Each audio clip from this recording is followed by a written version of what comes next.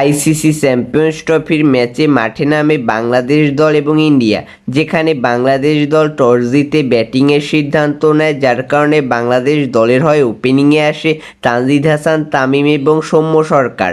যেখানে তানজিদ হাসান তামিম 25 বলে 25 রান করে, যেখানে ছিল 4টি চার। সৌম্য সরকার কোনো রান করতে পারে না, ডাক মেরে প্যাভিলিয়নে ফিরে যায়। নাজমুল হোসেন শান্ত ডাক মেরে প্যাভিলিয়নে ফিরে যায়। মেহেদী হাসান মিরাজ 10 বলে মাত্র 5 রান করে।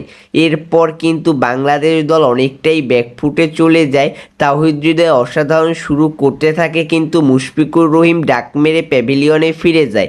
এরপর তাওহিদ হৃদয় এবং জাকির আলী অনেক অসাধারণ একটি পার্টনারশিপ গড়ে তোলে, যেখানে তাওহিদ হৃদয় অসাধারণ পারফরমেন্সের মাধ্যমে তার ক্যারিয়ার সেরা ইনিংস খেলে এবং 118 বলে 100 রান করে, যেখানে ছিল 6টি চার এবং 2টি 6-এর মার। অন্যদিকে জাকির আলী অনেক 114 বলে 68 রান করে, যেখানে ছিল 4টি চার।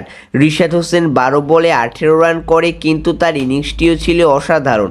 এরপর তানজিম হাসান সাকিব 0 রানে আউট হয়ে যায়। তাসকিন আহমেদ 6 বলে 3 রান করে। মোস্তাফিজুর রহমান 0 রান করে অপরাজিত থাকে, যার কারণে বাংলাদেশ দল সব উইকেট হারিয়ে 228 রান করে। 229 রানের টার্গেটে ব্যাট করতে আসে ভারত, যেখানে ভারতের হয়ে ক্যাপ্টেন রোহিত শর্মা 37 বলে 41 রানের একটি সুন্দর ইনিংস খেলে, যেখানে ছিল 60টি চার। সাবমান গিল 129 রানে 101 রানের একটি অনবদ্য ইনিংস খেলে, যেখানে ছিল 9টি চার এবং 2টি ছক্কার মার। বিরাট কোহলি 38 বলে 22 রান করে প্যাভিলিয়নে ফিরে যায়। শ্রেয়াস আইয়ার 17 বলে 15 রান করে। আকসার প্যাটেল 12 বলে 8 রান করে। কেএল রাহুল 47 বলে 41 রান করে, যার কারণে কিন্তু ভারত 6 উইকেট হাতে রেখেই বাংলাদেশ দলকে হারায়।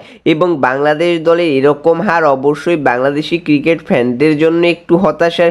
তো আমরা চাইবো যে পরবর্তী ম্যাচ দুটি যে রয়েছে নিউজিল্যান্ড এবং পাকিস্তানের সাথে, সেখানে যাতে বাংলাদেশ দল ভালো পারফরমেন্স করে এবং বাংলাদেশি ক্রিকেট ফ্যানদের একটু হলেও স্বস্তির নিঃশ্বাস ফেলতে দেয়।